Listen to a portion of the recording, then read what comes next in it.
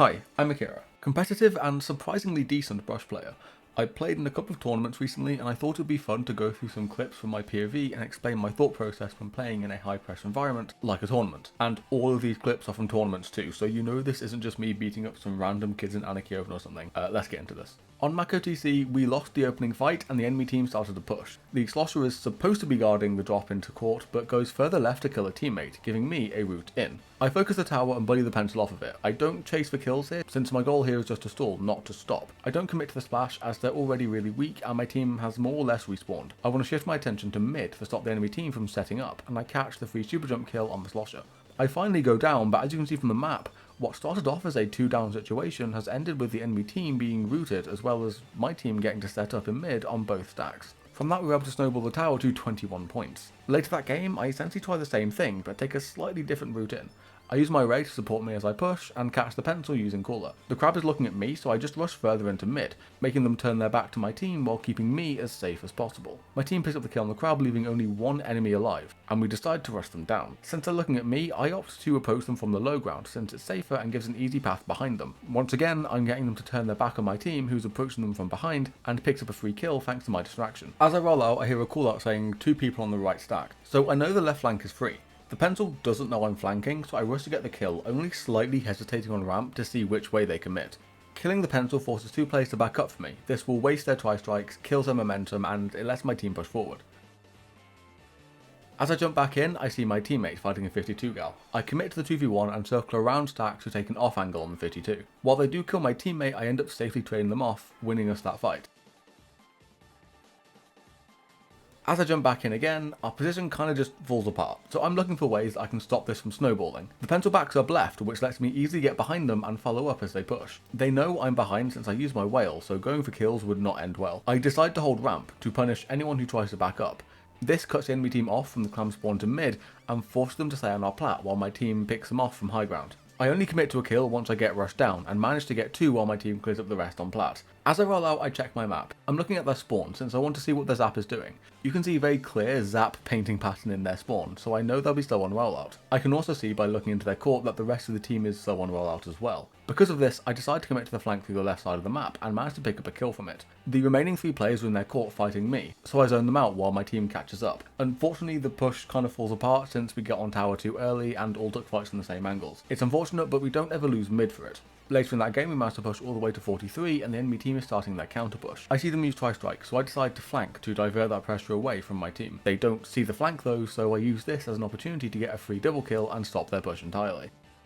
So my team has a bunch of clams and we just picked off 2 of their players. Expecting them to jump back in, I rush the enemy team street to try and catch the jumps before they land. And sure enough, there are 2 people jumping in. I cast a try off guard, pick up a free kill, and the 2 people who jump back in are fighting me. I want to stall this out as long as I can, so I back up and drop down the ledge for safety. I'm trying to buy time for my team to catch up. The 52 gal breaks the #1 rule of fighting rolls and brushes, which is don't chase them around corners and they get punished accordingly. We get a pretty clean wipeout, I dump all my clams into basket and wait for cooler. And here I make a slight misplay. I drop into their spawn to try and intercept the enemy team as they defend, hoping that I can hold them in their spawn while my team gets more clams. I'm too slow though and get caught in a dead end 1v1 with a Naught where I end up dying. Not the worst use of my time, but not the best either. Either way, we won the game from that. After I jump back in, I pick up a free kill on the Forge and use the fact that the sword is looking at the heavy to approach them and kill them too. I'm a bit hasty to climb onto their plat without any support and die for it. It's fine though, since I had cooler buff. I learn from this mistake though and wait for my teammate to use crab before going onto plat again. My teammates call out that they're close to cooler, so I wait for it, and since the right side of plat is the only part our crab can't see, I know the enemy team's going to be moving through there and I shock there for an easy kill. From here I want to take the fight as far up into the enemy spawn as possible so the tower has a free path forward. I commit fully to the fight with their sword since they have their special ready and I want to deny them the ability to use it for defense, picking up a very laggy kill in the process. The enemy team ignores me to move right on respawn, so I try to get a quick flank from it, or it would be if I remembered how to climb walls. I get a pick on the heavy edit, but was a bit too slow and my team dies for it. Even still, Okay, nice, good lead. We win with this, we win with this. we lost.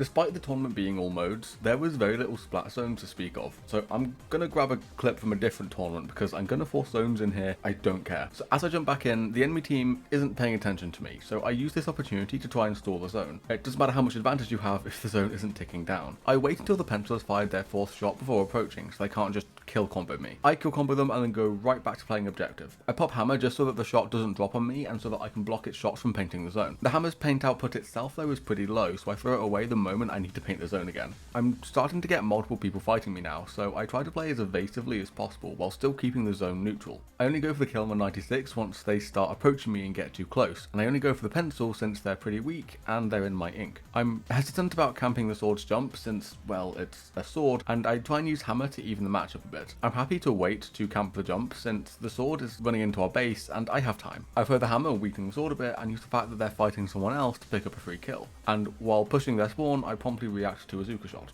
Looking back on this, there wasn't much Rainmaker to speak of either, so I'm going to throw a Rainmaker clip from the same different tournament again. I think that makes sense. So my team just got a wipeout, so I want to push as far into the enemy team spawn as possible to make the most of this opportunity. With my ray, I can see that 2 people are flanking. I kill the one flanker, but I decide to ignore the other. My goal here is to push their street, to zone the players in street off of my team while they push for checkpoint. I catch the shot off guard and zone the last guy away using high ground. We got check from it, which is good enough. The rest of my team goes down, so I want to back up and use low ground for safety. I'm distracting the slosher, which lets my team get a free kill, and I've got the splash who's running away. My team hasn't fully respawned yet, so I use this time to paint for my ray, and when I get it, I use it to push into their street. This also diverts the enemy team's attention away from the shield so that my team can get the pop.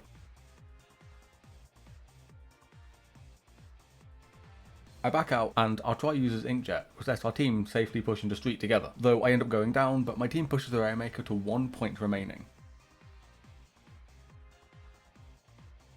We do get the pop, but we can't exactly knock out here, especially after the Rainmaker drops in mid. That's fine though. Thanks to that push, our win condition has changed. Our goal now is just to waste as much of the enemy team's time as possible, which is why I'm very happy to take this dead end 1v1 with a slosher. Now, I generally define dead end 1v1s as a fight that takes a very long time to resolve and one that I'm unlikely to win. I generally consider them to be a waste of time, but in this case it's fine because that's kind of the point. Also, the slosher has their special ready, but they can't use it while they're fighting me because I will just rush them down and kill them. I end up winning the 1v1, which lets me get behind this crab. I'm too late to stop the shot from killing the Rainmaker, but again, we're just wasting their time. The rest of this game is pretty boring though. It's just us stalling the Rainmaker in mid and bottom left until time runs out, but that's Rainmaker for you.